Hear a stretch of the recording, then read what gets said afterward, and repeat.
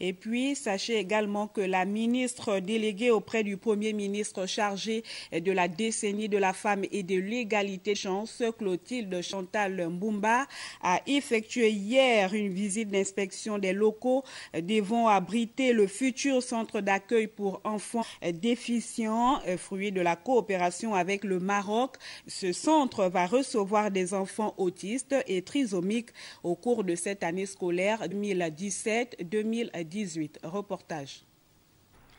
C'est suite à l'accord de coopération entre d'une part le gouvernement du Royaume du Maroc et d'autre part le gouvernement de la République gabonaise que s'est effectuée ce vendredi 29 septembre 2017 une visite au site qui devra abriter le centre d'accueil pour enfants autistes et trisomiques d'Angondje.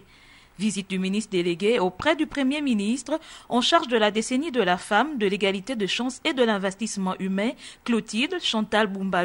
et de l'ambassadeur du Royaume du Maroc en République gabonaise, Abdelha Sibihi. En effet, c'est un regard qu'a porté Madame le ministre dans le cadre de ses missions régaliennes. Nous avons signé un accord cadre pour la construction d'un centre d'accueil pour enfants trisomiques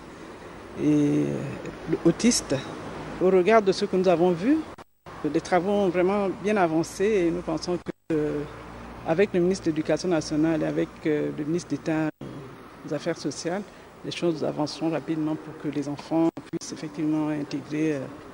ces bâtiments. Rappelons que cette symbiose rentre dans la mise en application des accords de 2015 entre les deux parties, dont les objectifs sont la lutte contre la précarité, particulièrement en l'endroit des personnes âgées et personnes handicapées, amélioration de l'offre de santé proximité aux populations démunies contre des cours scolaires et plutôt promouvoir la formation professionnelle. Là sont les préoccupations majeures des plus hautes instances en charge de la